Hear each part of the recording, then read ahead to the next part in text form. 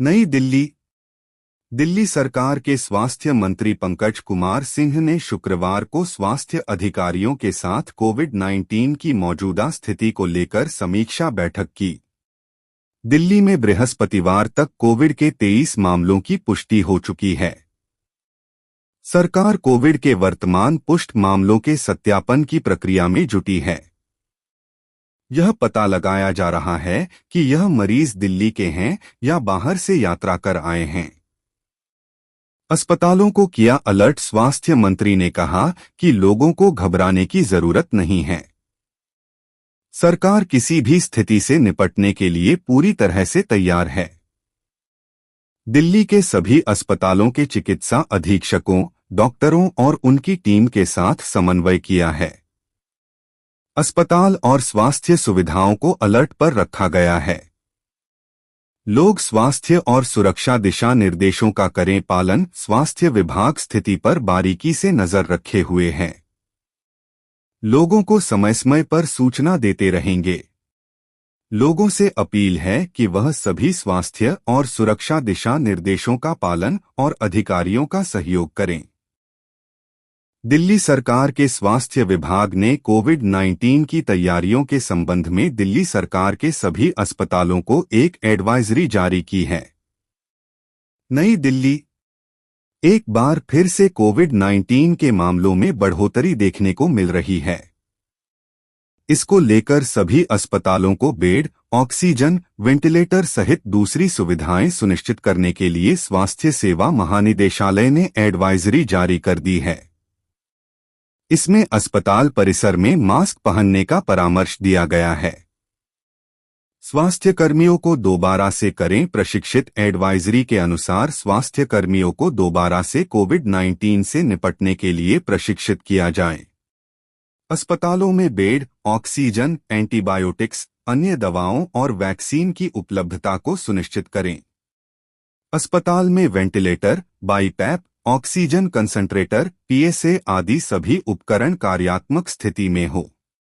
मामलों को रोजाना करना होगा रिपोर्ट। अस्पतालों को सभी स्वास्थ्य सुविधाओं ओपीडी आईपीडी में इन्फ्लुएंजा जैसी बीमारी, आईएलआई और गंभीर तीव्र श्वसन बीमारी एसआरआई के मामलों को रोजाना आधार पर रिपोर्ट करना होगा। एकीकृत स्वास्थ्य सूचना प्लेटफॉर्म पोर्टल पर अपडेट करेंगे। इन्फ्लुएंजा और कोविड-19 मामलों को भी अस्पताल एल फॉर्म के तहत आईएचआईपी पर रिपोर्ट करेंगे। दिल्ली राज्य स्वास्थ्य डेटा प्रबंधन पोर्टल पर रोजाना ब्यौरा देना होगा। कोविड-19 की करनी होगी पर्याप्त जांच। एडवाइजरी के मुताबिक कोविड-19 के दिशानिर्देशों के अनुसार पर्याप्त जांच करनी होगी। कम से कम 5% आईएलआई, इन्फ्लुएंजा जैसी बीमारी के मामलों और 100% जांच एसआरआई, तीव्र श्वसन संक्रमण के मामलों में जांच करनी होगी। लोकनायक अस्पताल में सभी पॉजिटिव कोविड-19 के सैंपल को जीनोम सीक्वेंसिंग के लिए भेजा जाएगा, जिससे नए वेरिएंट के बारे में पता लगाया जा सके। पहनना होगा मास्क। एडवाइजरी में अस्पताल परिसर स्वास्थ्य सुविधाओं में मास्क पहनने सहित श्वसन शिष्टाचार का पालन करने के निर्देश दिए हैं। वहीं कोविड-19 के बढ़ते मामलों को लेकर विशेषज्ञों का कहना है कि कोविड के संबंध में चिंता करने और घबराने वाली कोई बात नहीं है। यह सामान्य सर्दी जुकाम की तरह हो चुका है। डॉक्टर राम मनोहर लोहिया अस्पताल के मेडिसिन विभाग में निदेशक और प्रोफेसर डॉ. सुभाष गिरी ने कहा कि खांसते और छींकते समय मुंह को ढककर रखें।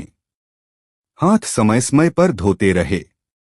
लोगों को सतर्क रहने की जरूरत। मामले बढ़ रहे हैं तो सतर्क रहने की जरूरत। मामले बढ़ रहे हैं तो सतर्क रहने की जरूरत है।